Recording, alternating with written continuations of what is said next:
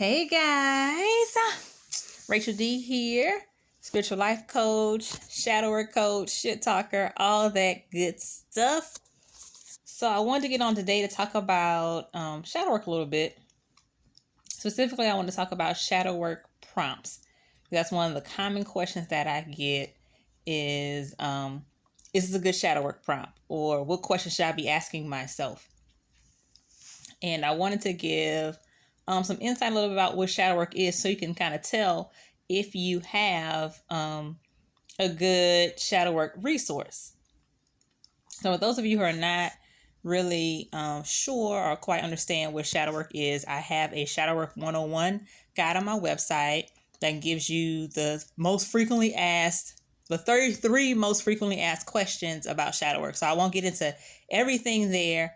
But I will say that shadow work is the self-reflection that we do, and not even self-reflection, it's the digging that we do to look at how our past affects our present so that we can have a better future, a healthier future.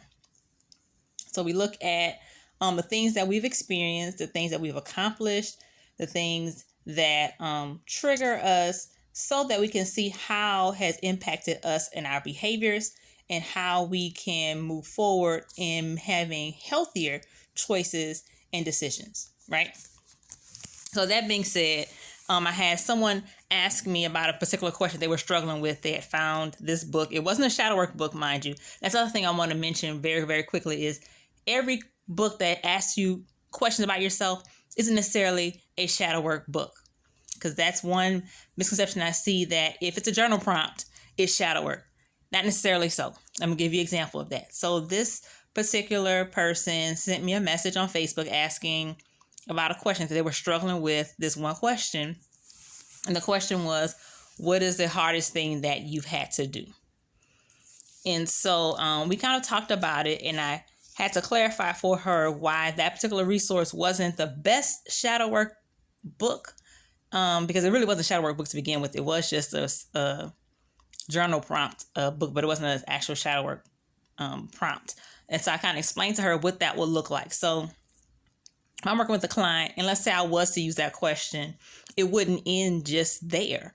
It wouldn't be like, what's the hardest thing you ever accomplished, or the hardest thing you had to do? I would ask, maybe I'll start with that question, sure, maybe. And then I'll ask, okay, how did you overcome that? What skills, what tools you need to overcome that? How did you feel during the process? What did you learn from that experience? How has that impacted your life now? So we're digging a little bit deeper than just what you did. We're doing more than just recalling what you did. We're looking at how did you get to that point? What made that thing difficult for you? What was it that you were lacking in that moment that made it hard for you? And what did you do to gain the skills and resources you needed to actually overcome the thing? That's a much different question. That's many different questions that are different from just asking what was the hardest thing that you had to do in your life. Shadow work is about digging deep inside yourself. And it's hard to actually do that. So it can be. I'm not going to say it's hard all the time, but it can be very difficult if you're starting shadow work on your own, because you don't know what to ask yourself. Because that's one other question I always get. What question should I ask myself? And I would say get a mentor, get a coach, get a therapist, so that you kind of understand what shadow work is and the types of questions that you should be asking yourself. Because it's not a one-time thing you're going to ask yourself and write it out and be done. These are things that you will be continuously asking yourself and thinking about on a consistent basis. Shadow work is a journey. It's not a destination. There's no ending point. As we learn and grow, we discover new things about ourselves. Things that may be some uncomfortable truths, and some that may be some great, excellent moments of growth. So when we talk about shadow work, we're looking at how we have been impacted in our lives and how we can make the same choices that have helped us, and develop those skills and tools, but also how things have impacted us in a way that has hurt us, and how we can continue to grow from it and what skills and tools that we need to continue to develop and become better and make better choices. So with that being said, be very careful about how or the resources that we choose in calling it shadow work, because like I said before, every journal prompt isn't shadow work. Just because it says write about your favorite color, that's not shadow work. Who was your best friend in first grade? Not a shadow work question. Who was your favorite band in college? Not a shadow work question. And there are very there are levels to questioning. Just because it's a question to write about does not make it a shadow work question.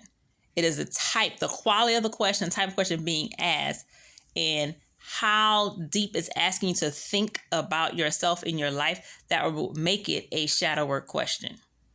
And oftentimes that's hard to do in a prompt book, a journal book. It's kind of hard to do that. It's very hard to even find those types of resources. But if you are interested in digging deep, getting the hard questions asked, and getting you to discover things about yourself, contact me. I offer group coaching as well as one-on-one coaching to help you understand what shadow work is, to actually do the work, and to help you grow. All right, I'll leave that information below.